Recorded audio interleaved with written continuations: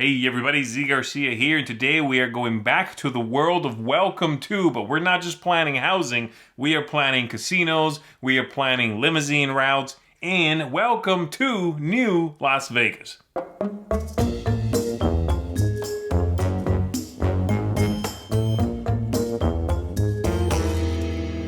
This game is a follow-up to the original Welcome To. It's a standalone game. You don't need to have played the original one to play this one, though some passing familiarity I think will make the experience a little easier. And the game itself is what we call a flip and write game. You have some cards. You'll be flipping some of these over, and everybody simultaneously will take some notes down on their player pad over here. Looks like that. You'll be writing things in here, trying to score the most victory points. So I'm going to go ahead and give you an overview of how this all works. We're going to cut to the table. I'll show you that. Then we'll come on back up here, and I'll give you my final thoughts.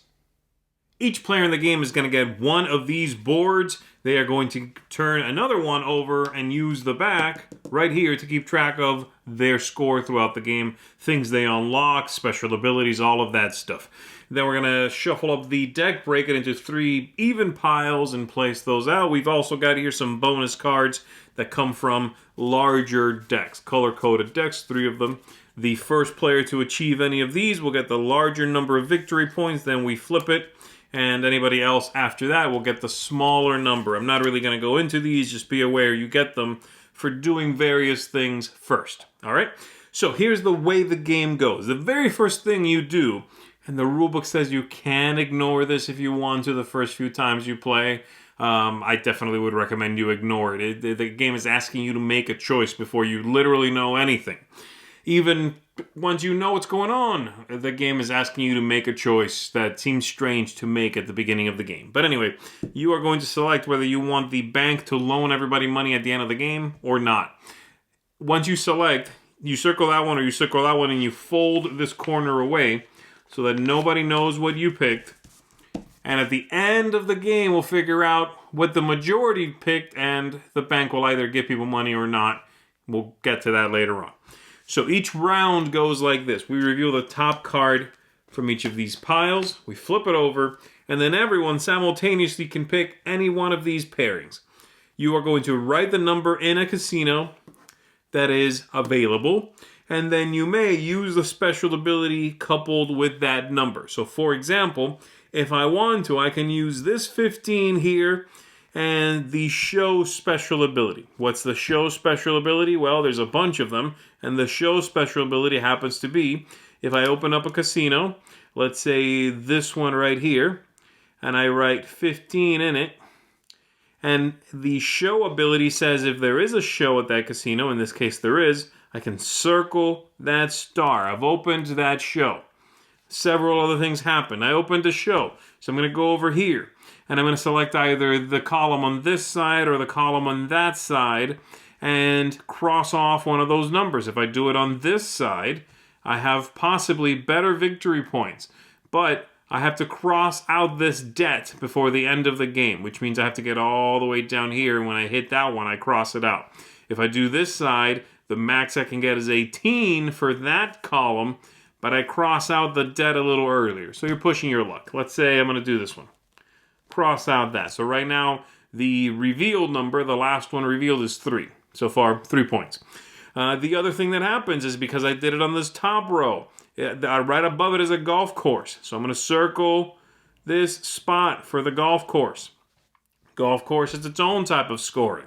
I'm going to run you through all these. I'm trying to simply get across to you how much one little choice might have in it. And then once everyone's done that, we will reveal one more from each deck, and we all pick a number again. The game's going to be over when somebody has made check marks or tick marks here all the way up to the end, or someone has completely filled out everything. Now, something else I could have done on my turn here is cross out one of these groups. I have 1.5 basically right now, but I could cross out that group there and take a special ability. There are 3 special abilities. I can change a number by 1 or 2 up or down. I can change what this was. I can do another special ability out here by extending a casino. So there you go. That's the idea. Let's talk about what the special abilities would be that are possibly going to show up. I'm going to run you through all of these things here to give you an idea of what you can expect to see. The first one, this, and this, is just for these bonuses. If you're the first one to do it, say you complete 3 full hotels here, you are going to get 8 points in that one, the matching shape. These are the hotels down here. How do you get them? Well, just like I filled in a 15 here, as soon as I have a number there and there and there, I've completed this. So they are columns instead of the streets being lines. These have to do with columns.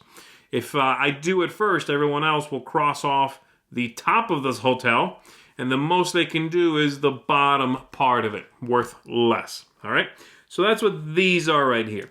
This one allows me to cross out one more of these spots for possible special abilities. At the end of the game, they're going to be worth points. So a maximum of 10, 5, 2 would be the max there, and the minimum over here. Now, here's the thing. You cross out these numbers and give yourself the next best thing by using one of these special abilities. So let me find it. This one right here, actually. So, for example, okay, hotels, full hotels, and the stumpy hotels.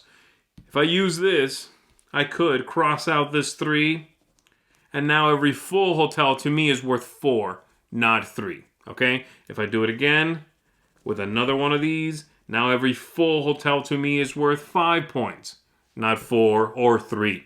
There you go. So that's what that one is. This is the shows. You already saw that. This one here is going to check each of the streets, the longest run you have in all odd or all even. This one is the golf. As soon as I put a circle out there, I must grow from that one to the next one's over, because if I skip anything, so if the next hotel I fill in here, to the left of this anyway, is not right there, and instead I put something here, I'm done filling out the golf courses. They have to grow from there, that way, and that way. As soon as I break that, I cross off the rest of that side. Over here, we've got the limousines. Okay, so limousines are going to show up sometimes, and the limousine starts over here. Every time you have a limo, you may move it from the starting spot. You can move it 2 spaces, so it could go 1 and then take a turn, or keep going straight. Basically, it goes from each of these. They kind of look like lamps to me, but I guess it's a street light. They go from street light to street light, and you can turn in between them. So if I go there and there, let's say I do that. Now my limo's right here. Now next time my limousine moves, I could go here, and let's say here. And now I've crossed in front of a place that has a fountain, so I'm going to circle the fountain. Some have fountains, some have piles of money. Some of them have VIP entrances. I mark that. I get a number of victory points based on the ones I've got. This last column here denotes that if your limo did not go around town and make it back to the airport, you lose points based on how far away from the airport it is. If you're really far away, you're going to get penalized quite a bit. Over here, we've got those piles of money I talked about. Some things give you money. Some things cost you money.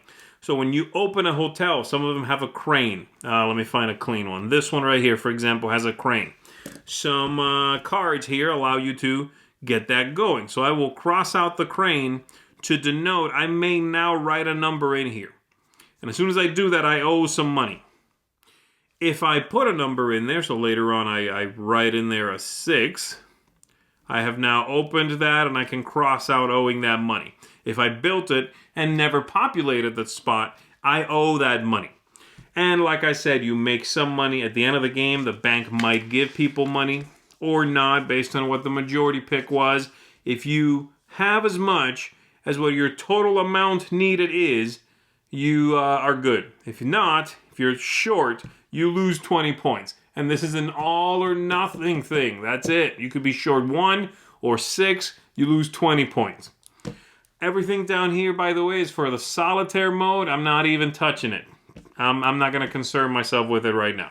So there you go. There are things I'm not talking about. I'm sure there is tons of little things in this game. But that should be enough to give you an idea of what's happening. This is by no means comprehensive. This is not a replacement for the rulebook. But having said all of that, let's go back up. Let me tell you what I think of the game. That is Welcome to New Las Vegas. I liked Welcome to fine. I thought it was a pretty good game. I did not have the fervor for it that a lot of people seem to have. I think it's one of the most popular games of this style. And I didn't think that about it, okay? I didn't think it was one of the best games in that style. I thought it was a fine game.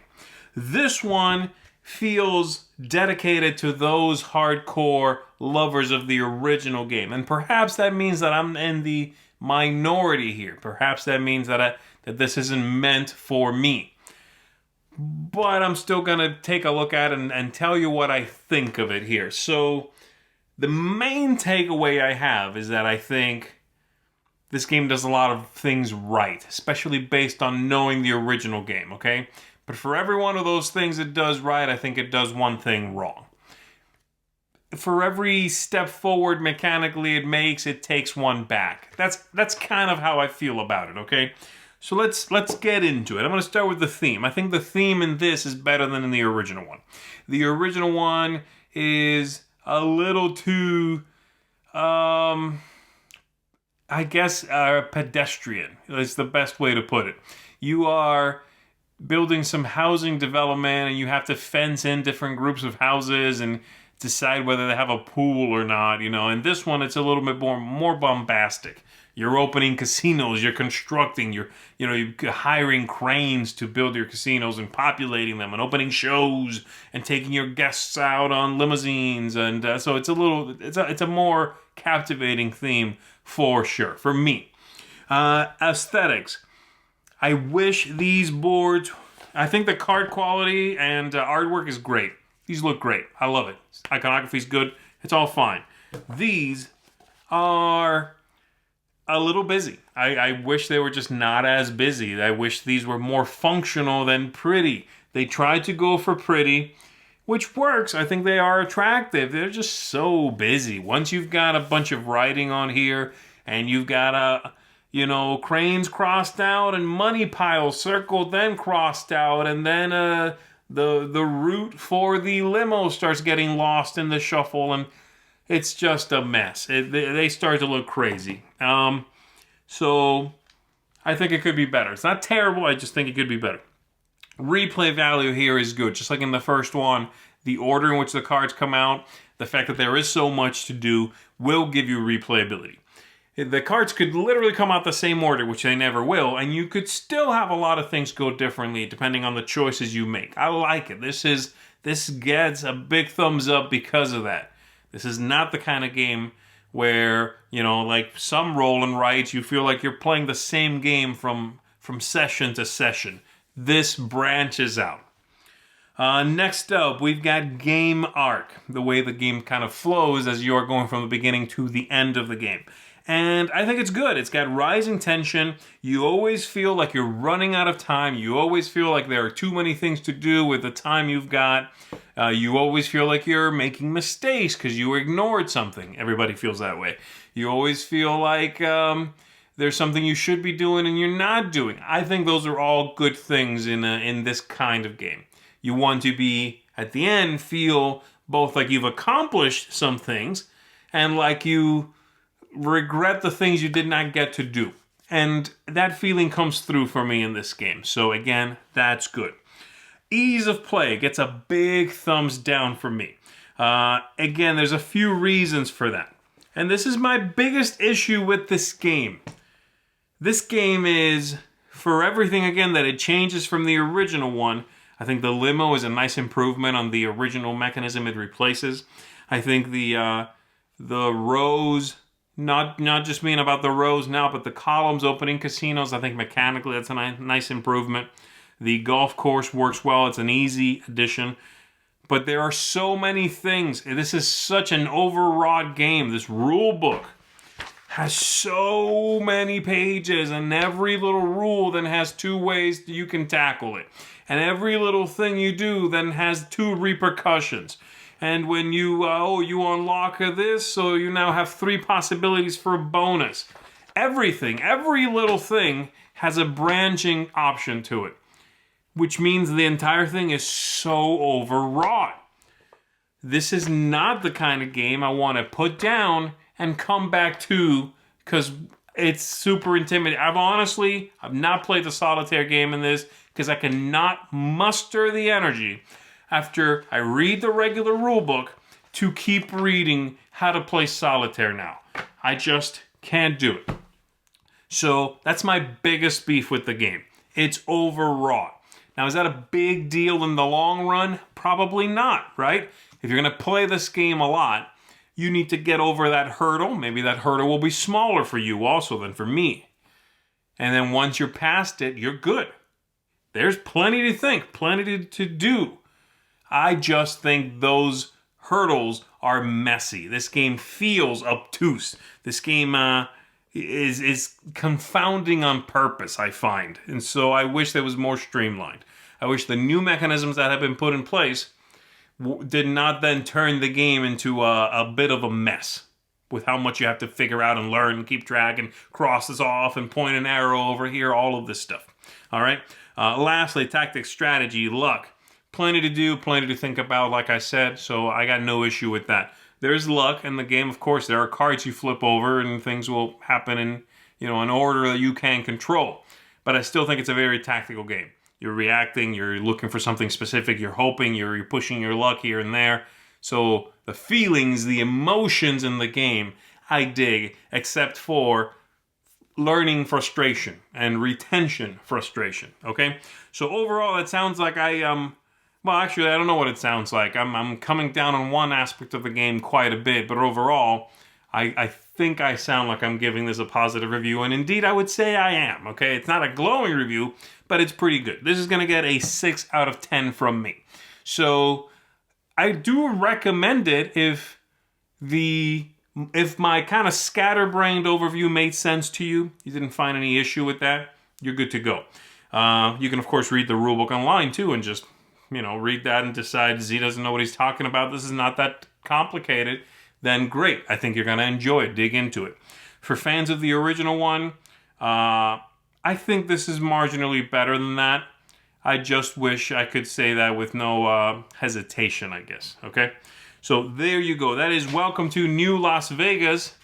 Check this one out if it's singing to you. And if not, then there's plenty of these style of games. Maybe get one that is a little simpler to get to the table.